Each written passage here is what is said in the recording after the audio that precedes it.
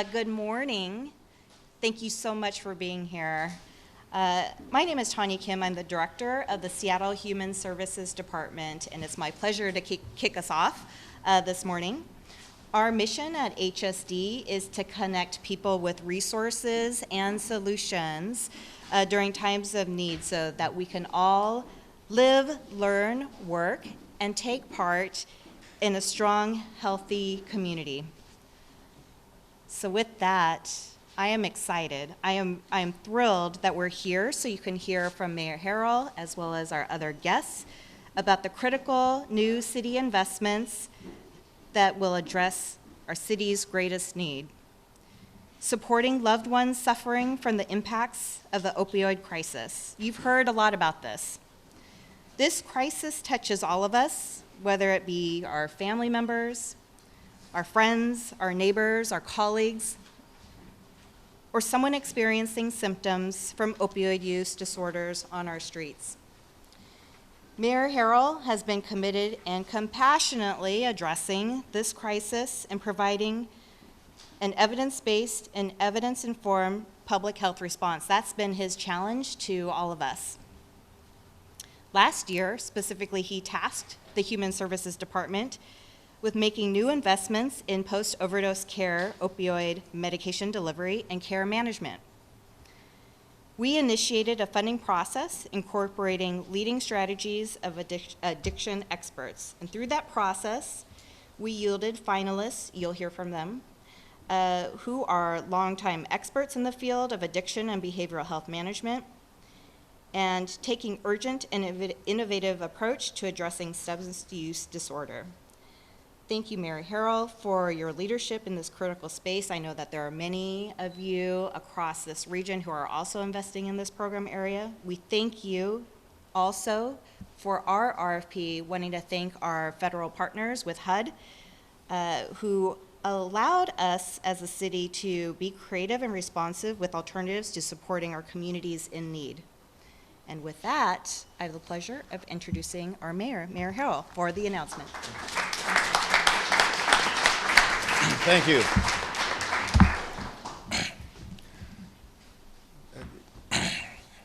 This week, I was asked the same question at two different forums. And the question was, what makes Seattle either special or unique? And what I tried to describe concisely and clearly was this: that we can take a building and create it into a venue where we will save lives. That we have one of the best nonprofit and treatment ecosystems in the country. That we have committed, dedicated leaders from different branches of government, state, county, local, working together to save lives. I'm very excited to announce what was heard loudly by many folks here in this room, dedicating their lives to saving others. I want to give a few shout outs to just a few folks before I say something specific about what we're trying to do here today. I know Representative Emily Alvarez, who generally doesn't like a lot of attention. We want to thank you for your consistent leadership in putting $3.5 million, I believe, a capital request in the House. I know the governor's office, I think Amber Leaders is here, working with the governor's office, making sure all this could come to fruition. We have, again, county, state, and federal partners who've contributed to this project. I want to thank the University of Washington, their Addictions, Drug, and Alcohol Institute in Public Health, and Seattle-King County for their partnership in the design of this facility. And lastly, but certainly not less important, our DESC and Evergreen Treatment Services, who provide the critical support to some of our most valuable neighbors every day. And that's what we are here to indeed celebrate. Yes, good, thank you. See, that's it. It only takes one person to start there. We are here to celebrate the awardees and the finalists of the city's $7 million investment in capital improvements for facilities providing post-overdose care and enhanced addiction treatment services.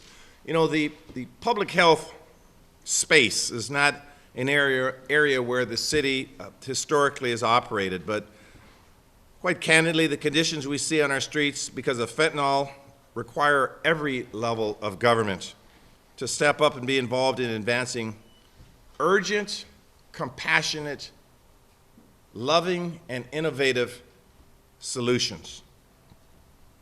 Simply, lives are at stake. Many people may look at this space and think how it affects them.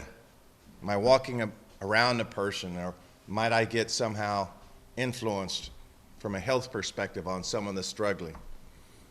These leaders and warriors in back of me look at it, how it affects the addicted person, the person that's struggling. Purely and simply looking at how we can help.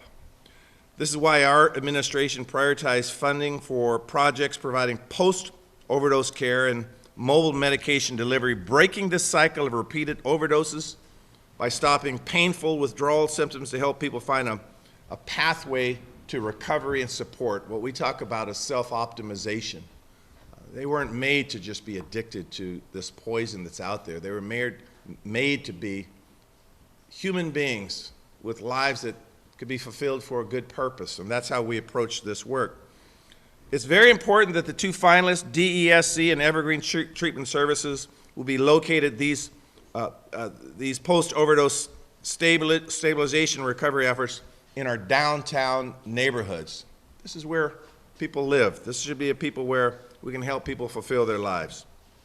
Now, once this facility is launched, Seattle's Fire Health 99 teams will be able to bring people who have experienced non-fatal overdoses right here, creating, again, a continuum of supportive services, and that's what we're trying to do all the way through. With this focus on building connections to treatment and recovery services, we are creating the systems needed to change what we are seeing on our streets and building a healthier future for everyone in this city.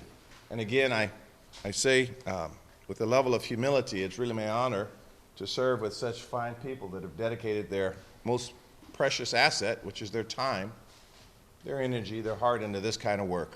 I don't know what images people had of the Morrison Hotel before today.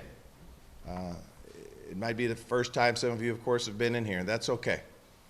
But what we're going to start thinking about from this day forward is here at the Morrison Hotel, this is where we save lives.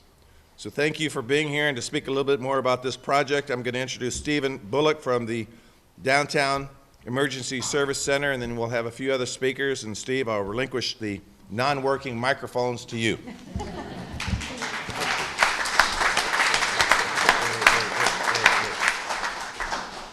Good morning, everyone. I'd like to share a story with you, and they told me to keep it brief because I can talk. My first trauma, I remember my first trauma. I was 10 years old. I lived in the housing projects in Baltimore. I walked down the stairs and I saw a lifeless body in the stairwell. It traumatized me. I knew it was a heroin overdose because the community I grew up, that's what we suffered from in the 70s. And I was scared.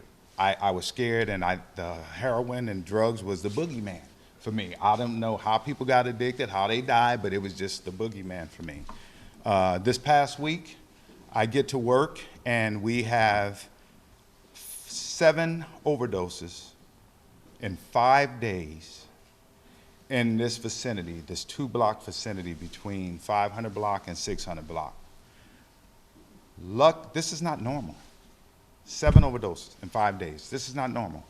Luckily, when I got to work early, we had a gentleman who was our facilities tech. I don't want to use his name, but his name is Sean, because he's a hero. He reversed 2 of those overdoses. So we saved 5 people, and 2 were fatalities. And here I am again, scared. Because in theory, I know how to apply Narcan, but I've never done it.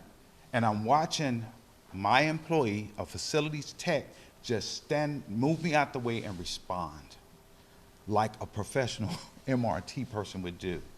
Again, this is not normal. I leave, I'm not scared anymore, I'm afraid. I'm afraid of what this opioid crisis has done to our community. I'm afraid that every time our employees come to work, this is what they're faced with every day, trying to revive someone, a lifeless body. If you ever see that, it works on you. You're traumatized.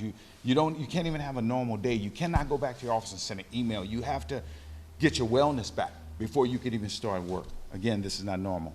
So I'm afraid, but with the support of county, city, and the state, everyone who's participating in this program, this opioid treatment center is what we need in this community. It will be able to address the need for people that suffer from opioid addiction and allow them to get treatment and care to deal with this crisis that we're dealing with. So again, I thank everyone in this room who made this possible and the collaboration it took to make this possible so we can make this work. Thank you. Daniel Malone.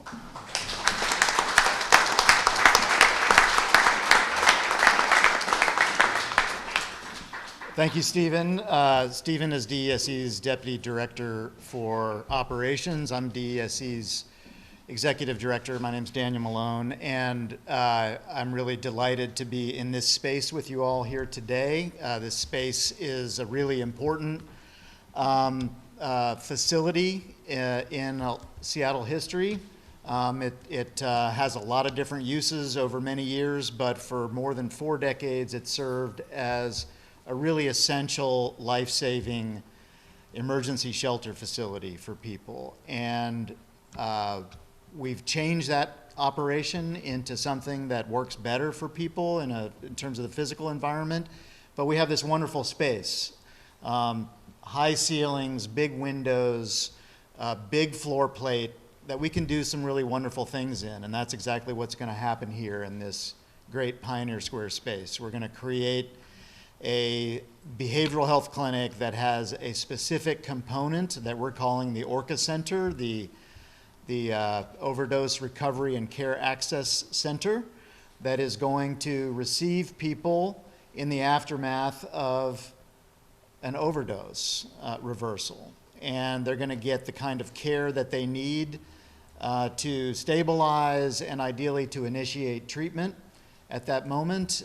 We've got some more work to do as a community about then where do they go? Where are they going to stay if they don't have a place to live in those situations? That's a conversation for another time, but for right now, we're just delighted to be able to renovate this really cool space here in Pioneer Square and make for a new life-saving facility for people. So you heard from me and Stephen from DESC. You're going to hear from some other great colleagues in the community, but the final speaker you're going to hear from is the most important of all, which is also our colleague, Lupe Hurtado, who's going to really, I think, drive home why we need something like this and what it's going to be able to do for people. So stay tuned for that here.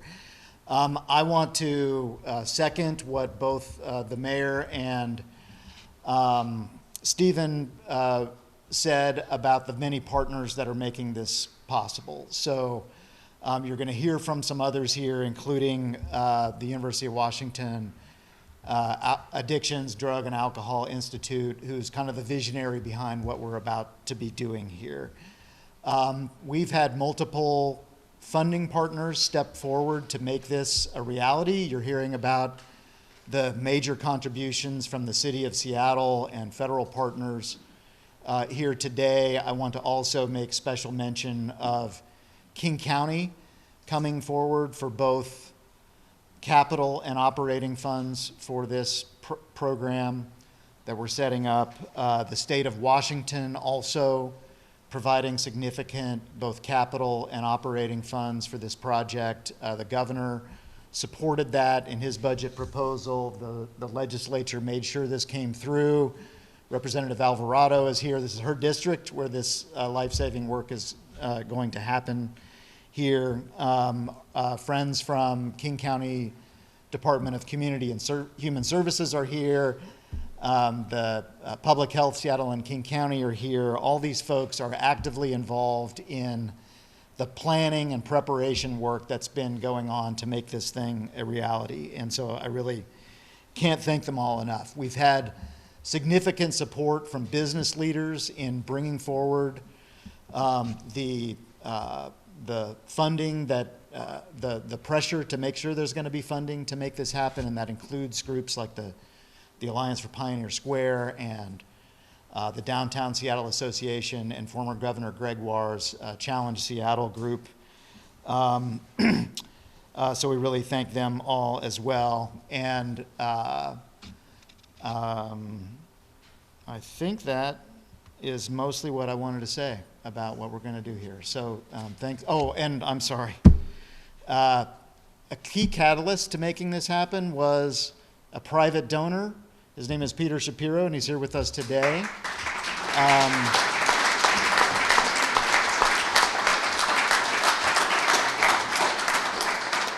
Who's made a major contribution to making all of this possible. And the way these things work a lot of times is that kind of helps things snowball from there. And other people want to get involved in something that others who they respect are involved in. And so really delighted, and thank you, Peter, for really helping move us here. Okay, so with that, I'm going to turn this over to another community colleague who does a separate set of work than what we're going to be doing in here, but it's essential work that we will be integrating our services with very closely, and that is Steve Woolworth from Evergreen Treatment Services. Steve.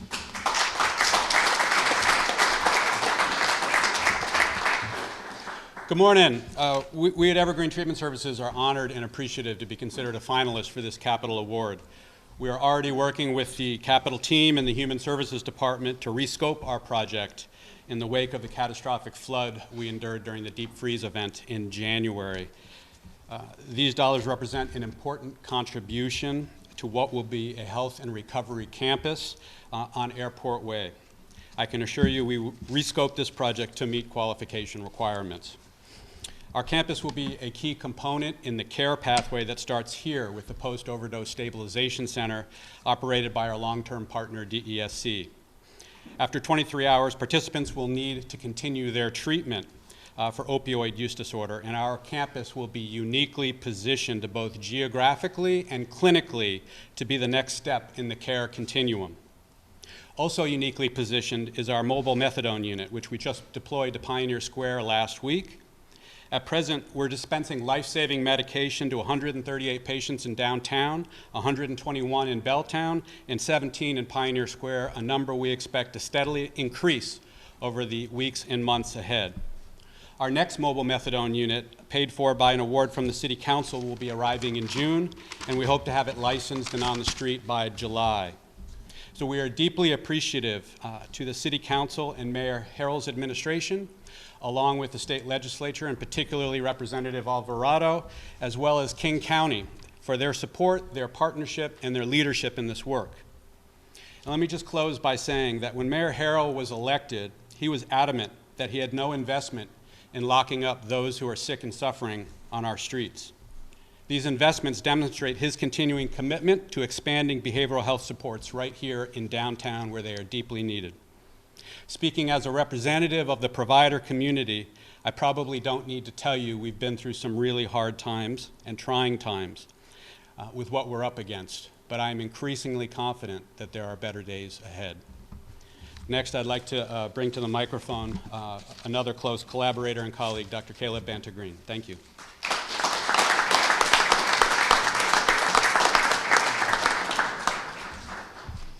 Good morning. I'm Caleb Banter-Green. I'm a research professor in the School of Medicine at the UW, where I direct the Center for Community Engaged Drug Education, Epidemiology, and Research. It's a mouthful, but we're going to need all of that to make this thing work and figure out how it works. I'll share with you, I'm just really heartened to be here. I was sharing with John earlier, I was a bike messenger in 1990 in this beautiful city, and I know this corner very well. And I did my training at Evergreen when it was on First South in 95, so I've been around a while. I'm very heartened to be here. This really came about in part by a conversation I had with Dr. Michael Sayer with Seattle Medic One, and we were talking when an NIH grant application came out about overdose, what can we do about that? And he basically said something along the lines of, we can't keep taking everybody to the ER who's had an overdose, and we don't want to leave people in the street, so we need something else. And that was really the catalyst for this. We got that funding, and we've been meeting with dozens of people who are represented here for over a year and a half in terms of planning this Orca Center. And folks showing up, I think we've had 16 providers showing up, and I think maybe one's getting paid on the grant. But people are really excited by that. They're really excited about this product, and that makes me feel really energized, and it's a very good omen for things to come. You heard earlier, we need a much more complete continuum of care, and that's something we'll be looking at doing. And we do a lot of work in partnership with Public Health Seattle, King County, and others, actually asking people who use drugs, what do you need? What do you want? And then we check the research, and we see if it all comes together, and then we do it. And what they tell us, over 3/4 of folks who use opioids and fentanyl, they want to stop or reduce their use. They want the most effective treatments, which are methadone and buprenorphine. And they've tried to get health care, and the majority of them have not been able to get health care because of the process and often the way they're treated. And so we need something different. We're building off of something that we started back in 2015 with the city's help, with Brad Feingood, who is at the county, still at the county, and that was the low-barrier buprenorphine clinic at the downtown Syringe Services program. Now, low-barrier buprenorphine clinic had tremendous outcomes, people lining up hours early to get services. We know if you build it, people will come, and that's part of what we're doing here. For people who aren't familiar, opioid use disorder is a medical condition. It is a chronic condition. You cannot fix it. You can help people manage it. You can help them get the tools and the medications to do that. And when they get stabilized, you can then start to help them rebuild their lives and move into recovery. And recovery is a process of a restoration of function. It isn't binary. It isn't people just magically stop using drugs. Many people may continue to use substances. Our goal is to help them recover and regain their functioning. That helps create stability for them, it reduces chaos in their life, and it reduces chaos in their family and friends and in our community, which is why we need to put all those pieces together. So we have this NIH grant. I'll mention it briefly. I know everybody really wants to hear about research, but trust me, it's actually interesting. And what's really important about that, it's a partnership. My co-principal investigator is Dr. Julia Hood with Public Health Seattle, King County. She's an epidemiologist there. And the idea behind this is that not only are we building these new services, which we know are evidence-based, we're putting pieces together that we know work, and we're trying to make them easy to access. As part of the grant, what I'm excited about is that we'll actually be monitoring it very actively. We'll be having our clinical teams meeting with fire, meeting with folks who use drugs on a regular basis to figure out how this thing is working, what's working well, what isn't, how to adapt it, how to learn from that process. The drug market is going to change, unfortunately. We're going to need to adapt to it. Our care system, our treatment medications, they're changing very, very rapidly, which is exciting, but we need this continuous process improvement process to really monitor and evaluate things. And then we'll use that to look at outcomes. Are we reducing EMS calls? Are we reducing emergency department visits? Are we reducing mortality? And trying to look at also, what is the cost impact of this? What is the cost impact for people and for society? So we're super excited about this. We're also doing a lot of qualitative work, asking folks in the community about the impacts that they're seeing. And I'm really excited about the impact, again, on this neighborhood, on this corner, and as it radiates out. What can we do to help this make this a healthier place? It's going to take time. We're not going to get it perfect. We're not going to magically fix things. This is not flipping a switch. That's super important for people to understand. Patience is something, a virtue we're all going to have to really embrace as we think about how to support people who use opioids. So with that, I'm really excited to be here. I thank everybody for all their support. I'm going to hand it over to John Scholes. Thank you.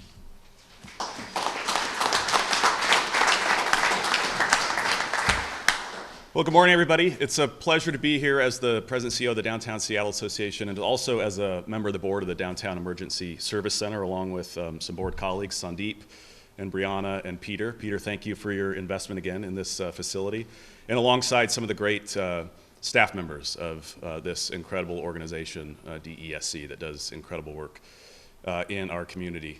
As Daniel noted, this building has served a lot of purposes over its many, many years. It was a hotel, it was a congregate shelter, a clinic, and now will serve folks that have experienced an overdose. And I think just as this building has had to adapt over its history, as a community, we need to adapt to this new crisis. It's a crisis with a capital C, it's an emergency with a capital E. We had nearly 1,400 people in King County die from drugs last year. Washington State led the nation in the percent increase in folks dying from drugs, a 40% increase in 2023 compared to 2022. In downtown, we had a 100% increase in calls to 911 for overdoses, just in the 3 square miles of the 82 or so of our city. And 60% of all of the drug overdose deaths in our county occurred in Seattle. So we need to adapt and adjust. This is a whole new ballgame. We need a whole new game plan. We need to take the field differently than we have in combating previous drug crises. And we've seen a complete intersection now of the homelessness crisis and the drug crisis in our community. Drugs were the leading cause of death of people living outside in King County last year. We need a new approach, and that's what this is about, and I commend it. My predecessor 20 plus years ago stood alongside leaders of the Downtown Emergency Service Center in proposing the 1811 Eastlake project to address the needs of chronic alcoholics, folks who are on the street that were cycling through our EMS system, cycling through Harborview, costing our community a lot and costing a lot in their own health and in lives in our community. It was controversial at the time. It was proven to have worked. That was a new approach to a crisis at that time. This drug, as we all know, is much more lethal than certainly alcohol, but much more lethal than heroin. It's much more available, it's affordable, it's easily distributed. It's a new day, we need a new approach. I commend all the good people in this room that are doing great work on a difficult crisis. Health One, Amy with the care team, the first responders that are here, the other nonprofit providers, Chloe from REACH. You all have done incredibly difficult work that was difficult pre-COVID, was made more difficult by the pandemic, and is being made more difficult by this new highly lethal synthetic drug. So thank you for what you do. I'm encouraged by our efforts, the announcement today, and all the work we have ahead. And a final thank you to our mayor. We've got some great assets in this city. We're making great progress under his leadership. Certainly we face challenges. He's not shying away from those challenges. I think this may be the most significant one, and he's leaning in. And appreciate all of you leaning in as well. And for the moment we've been waiting for, Lupe, who does this work on the ground, on the front lines, Lupe Hurtado with the Opioid Treatment Network. I want to welcome her up.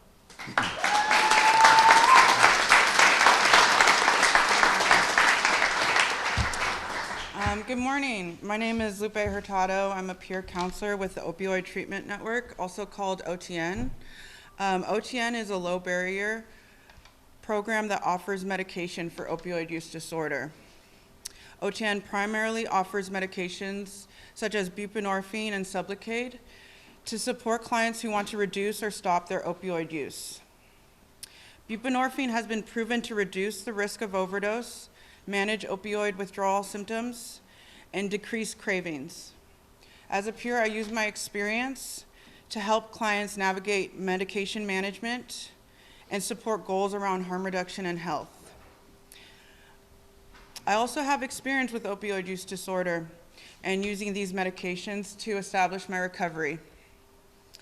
The expansion of treatment and buprenorphine services are vital to reducing overdose deaths and supporting public health in our community, especially for those who are living unhoused and living with limited resources, especially for those who experience discrimination, stigma, and racism. We understand that drug use happens, and the best way to offer these interventions is to provide space for post-overdose care, access to medications, and community health engagement. Low-barrier opioid treatment programs, drop-in centers, and syringe service programs serve as medical points of care for people who use drugs. The need for the support of these programs is essential to preventing overdose and strengthening our community. Often what I hear from clients using fentanyl is the constant awareness and desire to break the cycle of opioid dependence. I've also seen the growth in individuals when their insight into drug use is valued and they can dictate their hierarchy of needs. For those whose lives have been affected by opioid dependence, these services and resources are essential. Best practice shows us that when barriers are removed and SUD services are expanded, lives are saved. People need a safe place where they can recover from the traumatic experience of surviving a drug poisoning. This site will bridge individuals to medical care and provide connections to programs such as mental health and housing. My hope is that the Orca Center is a place where people can receive the compassionate care they deserve. Thank you for listening. I will now hand it back to Mayor Harrell.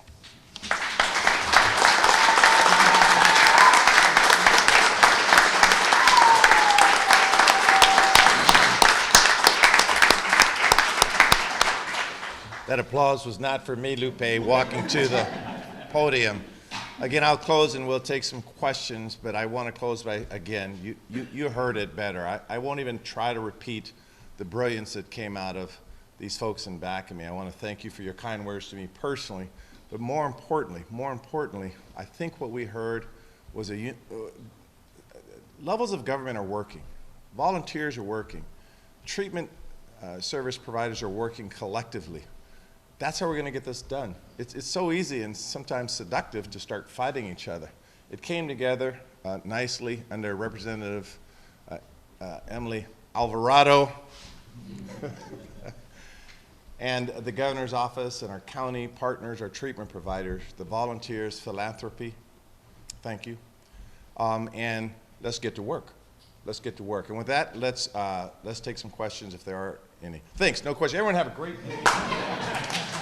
Any questions in all seriousness? And I'm going to ask for some help if there's something technical in nature. If there are any questions, I'd be more than, for the press, I'd be more than happy to address any. And, yes, sir. How does it work to actually get people from the street if they overdose, you administered Narcan, whatever it might be? How do you, what is the incentive or push to get them to actually come here to recover? And then to Daniel's point, what comes next? What's after that? Okay, so let's take the incident from, and maybe Chief, you might help, or Chief Smith. Someone we see, someone observes a crisis, or there's an emergent situation out there. Can someone walk through how the mechanics come together? Sure. So good morning, everyone. My name is Harrell Scoggins, Fire Chief of the Seattle Fire Department. Many of you are aware we put a unit in service last June called Health 99. And that unit is dispatched to overdoses probably about 12 to 15 times every day. And our goal is to talk people into taking a different path.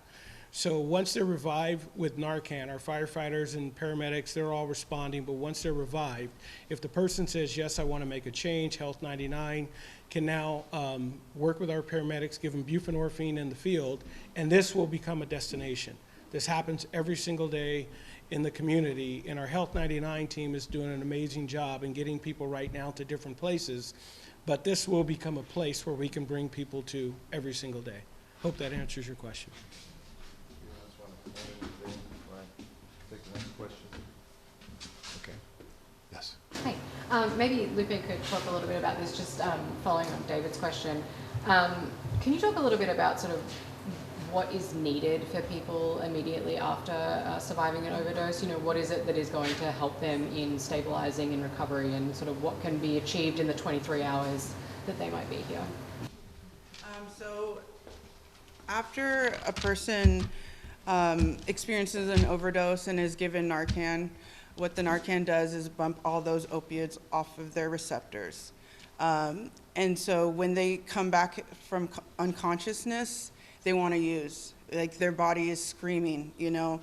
And I think this center will really bridge the gap, because people can come here and instead of using another, you know, more fentanyl and maybe falling back into an overdose, they can get buprenorphine or methadone, which is going to satiate those receptors. And also, you know, they're going to get connected to care for more long-term stabilization. Thank you, Lupe. Did anyone else want to add in? Caleb?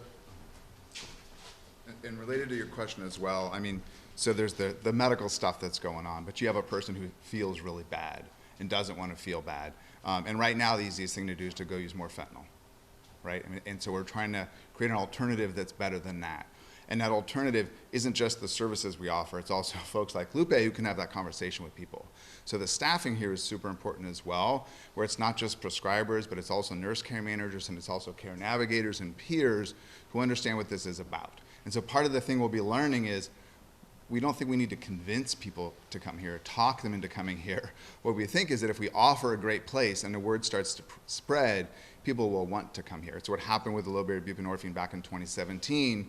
Within weeks, people started talking to each other and lining up.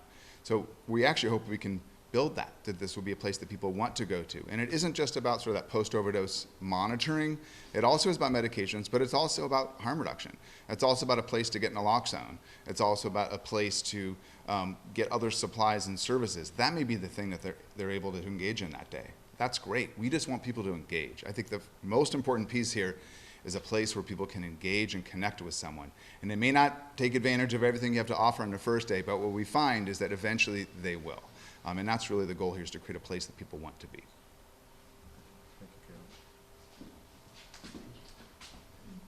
Eric?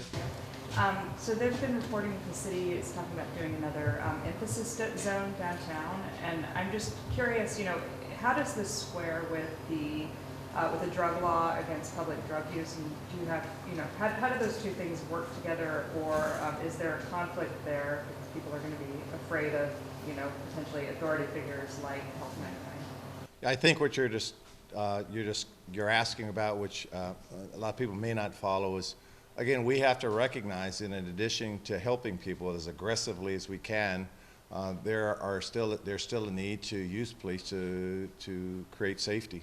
And so we haven't made any final decisions. We've talked to the police department about what a compassionate, lawful, constitutional approach could be. We've made no decisions, and it's just one of the many strategies in public safety that we're exploring. I don't know if anyone else wants to, for my team that's here, that could speak more on that, but again, we are very cognizant that when we use terms like emphasis patrols, or we're looking at some of the unlawful activity that occurs, alarms go up. Dr. Woolworth, I want to thank him for his kind words, that I've made it clear that we don't criminalize poverty, and we are not fighting this war on drugs. We are trying to help. But I have to also realize that there's gunfire in these streets. People are committing acts of violence. So our approach is holistic by design.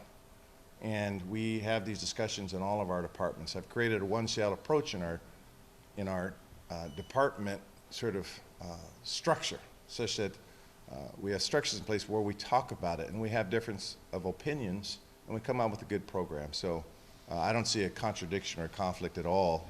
But again, these are just discussions we're having. So, thank you. Yes. Sorry. Can you talk a little bit about capacity? I think the first 3 months of this year, there were over 2,500 non-fatal overdoses in King County. Is this going to be a resource for people county-wide? Is it just Seattle? How many folks will it be able to handle a day? I'll let maybe someone else a little closer to the mechanics. I think the question really is we are here downtown, and I did talk about the benefit of being downtown. Is the outreach beyond the city into the county areas. I haven't really had discussions. Then you want to give it a shot? You could help here, Richard, if you want. Our DESC's medical director, Dr. Richard Waters, is a key participant in the planning for this, but maybe something about the volume that we're expecting to see, and that'd be okay? Yeah, the question really gets at, is this going to be sufficient? With the volume of overdoses, that's unclear. We're going to serve as many people as we can. This space is going to have 10 recliners. During day hours, we will likely see a large number of clients who are walking in, engaging with our staff, having conversations about medication treatments, having conversations about harm reduction, or coming back for follow-up, for a repeat, say, monthly injection of a medication treatment, or to just check in. We estimate that we may serve up to 20, 25, possibly more clients per day. In terms of the question about geography, no one is going to be turned away because they live in a different zip code or a different city. Whether someone who overdoses far away from here wants to travel to come here, perhaps at a different place where they're not used to, that's going to be their call ultimately. I think what is clear is if this works, we hope this is replicable. And if it's replicable, we can scale it.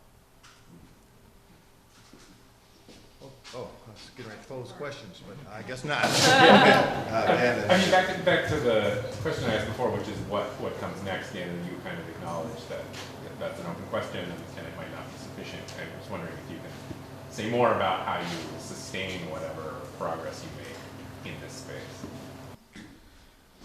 A significant portion of people who are going to be cared for here, we anticipate are going to be currently experiencing homelessness. And to generate true stability, people are going to need a place to stay that is stable for them and where they can further benefit from the treatment that may be beginning here in this location. Some of the medications that are being talked about here have the advantage of acting over a long period of time when it's in somebody's system, and so people will have some amount of protection even if they are back out on the street. But it's very important to me that as we're going through the process of getting the construction done here and opening this place, that we are also working on finding more of those places where people are going to be able to go stay after they're leaving here if they don't have their own place to be.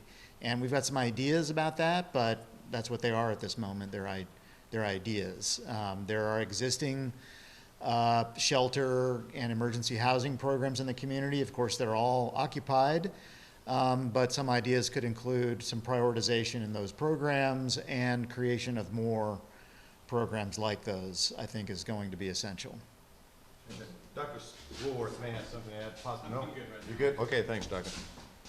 Yes, Doctor. This is a question for one of the DESC or ETS folks. So you were talking about having a treatment place for people to go after this, but for people who are not ready to enter that stage, can you talk a little bit about, somebody mentioned the mobile medical or the mobile methadone van, what sort of induction is going to happen here in terms of medication? I think Dr. Waters could talk about that, and maybe also Dr. Woolworth. Doctor's up here. And certainly would invite ETS to come up as well. Two medications are most useful at reducing cravings. You heard a number of speakers highlight this. Buprenorphine comes in a daily form that you can put under the tongue, or a monthly form that's injected under the skin, and methadone taken as a daily dose. For individuals who are interested in methadone, we will be able to start them on methadone for up to 3 days. They could come back, it's a 23-hour center, but they could come back every day for a subsequent dose. After that, due to federal regulations, they would need to transition to a federally certified opioid treatment program, such as Evergreen Treatment Services for ongoing care. Our goal is working with researchers from UW, working with partners with the methadone clinics, working with other partners who are using medication treatments in the community. Our goal is to try and innovate to get folks to a therapeutic dose of these medications as quickly as possible, and as safely as possible. Yeah, I'm a doctor with a P, not an M. You definitely don't want me prescribing you anything. So we can't be doing the same things over and over again and expect different results. And so part of what we're doing at Evergreen Treatment Services, thanks to the city, thanks to the county, is we are investing in a fleet of mobile medication units. I talked about the second one will be on the street in July. We just, thanks to the county, ordered another one yesterday that will be out later this fall. And the first building we will construct on our health and recovery campus will be what looks like a fire station, where we will house our mobile methadone units that each day will go out into the community and take medication to where people are. Because the bricks and mortar approach, expecting folks who are living unsheltered, who may be transportation limited, may be technologically limited, to come to a fixed location, can't be the only strategy we're investing in to address community health. And so what you'll see from us will be a much more adaptive, flexible, and mobile approach to taking medication out to where people are. Yes, sir.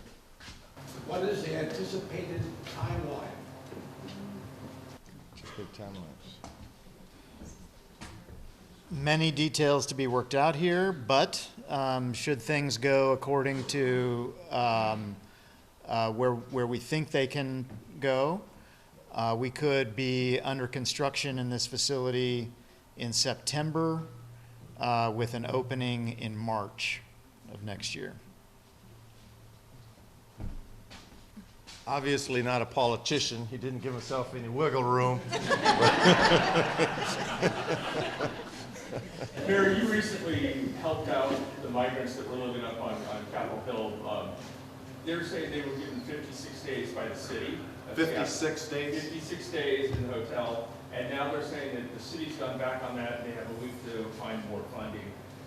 Can you tell us anything about that? Yeah, and I'm gonna, yes, and thank you, Tanya, for your leadership. Tanya, you want to help your mayor a little bit, or let me just say this: the asylum seekers situation is very, very challenging for the city, for the county, for the state, for multiple counties. It's not a city of Seattle issue. I need to make that clear.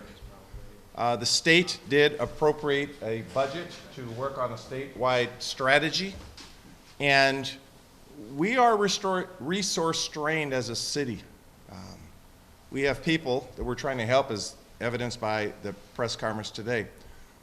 We are working around the clock. Literally, I have staff at Powell Barnett Park, sometimes 8, 9, 10 o'clock. We're on conference calls all day trying to get people shelter and perhaps a pathway to a work permit.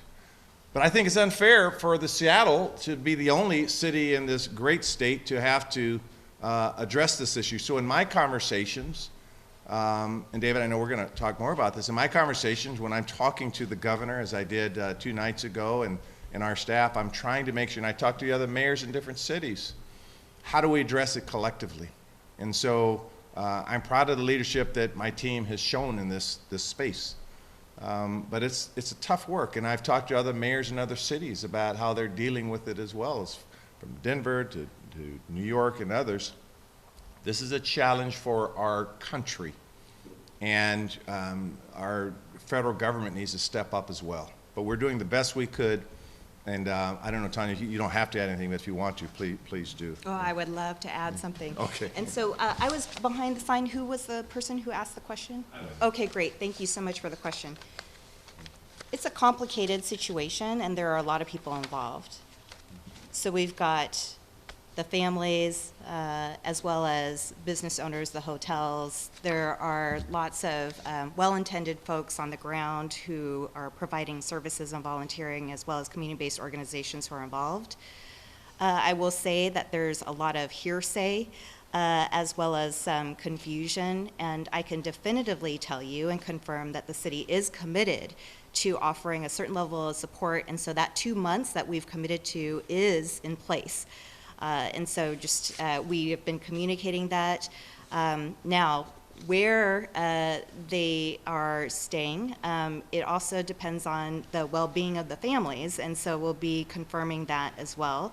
But right now, they're stable. We were committed for the 2 months. June 30th is where checkout would be. July 1st is what we're committed to. And so it's really important. The reason why I'm very passionate about this is because, can you imagine having to be concerned again with all of these repeated responses? And so please help me spread the word that the city is standing with the families until that time, and we hope to have some other solutions come online thereafter.